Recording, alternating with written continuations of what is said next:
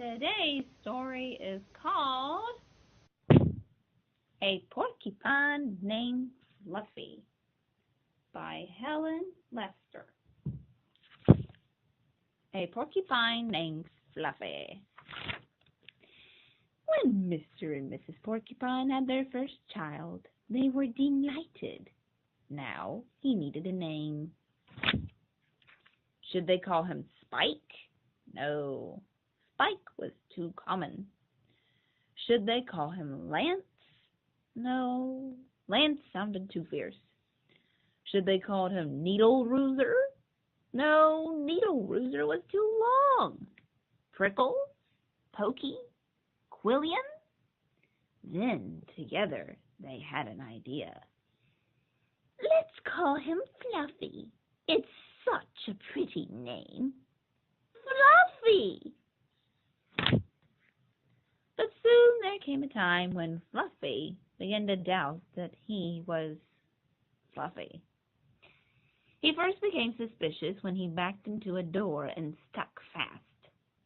That was not a Fluffy thing to do. He was even more convinced when he accidentally slept on his back and poked holes in the mattress. A very unfluffy thing to do. When he tried to carry an umbrella, he knew the truth without a doubt. Fluffy definitely wasn't. So he tried to become fluffier. Clouds are fluffy, he thought. I'll be a cloud. But he couldn't stay up. I know. Pillows are fluffy, he said. I'll be a pillow. But when his mother sat on him, she was not pleased. He tried soaking in the bubble bath for 45 minutes, but he did not become fluffy. He became soggy. He tried whipped cream. He put a little on each quill. It was not easy, and it took more than half a day. But this did not make Fluffy fluffy. They should have named me Gooey, he sighed. He ate lots of fluffy marshmallows, and he rolled in shaving cream and feathers, and even tried to become a bunny, but the truth remained. Fluffy wasn't. One afternoon, Fluffy set out for a walk, trying to think of some ways to become fluffy. And before long, he met a very large rhinoceros. "Rrrr," said the rhinoceros. "I'm going to give you a rough time."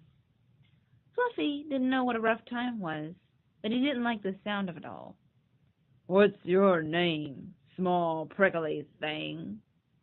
asked the rhinoceros unkindly. "Fluffy," said Fluffy. The rhinoceros smiled. He giggled. He laughed out loud.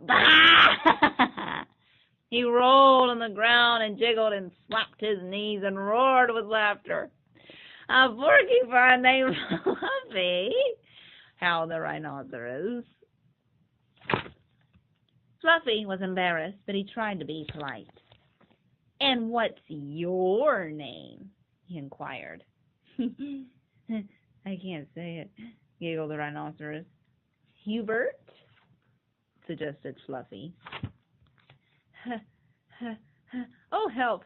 I just can't say it. I'm laughing so hard," said the rhinoceros. "Harold? Or maybe Herman?" asked Fluffy. "No," gasped the rhinoceros. "It's Hippo." Hippo? A rhinoceros named Hippo? Fluffy smiled. He giggled. He laughed. He jiggled and slapped his knees and howled with laughter. "A rhinoceros named Hippo!" Fluffy cried. A porcupine named Fluffy, a rhinoceros named Hippo. It was almost more than they could bear. Hippo and Fluffy rolled around the ground, giggling and laughing until tears came to their eyes. At last they lay exhausted on the ground, and from that time on they were best friends. Fluffy didn't mind being Fluffy anymore, even though he wasn't. The end. Well, I hope you enjoyed the story today of a porcupine named Fluffy. I really enjoyed reading this book. And we hope to see you next time on Yee-Haw Reads. Bye! Bye, I love y'all so much.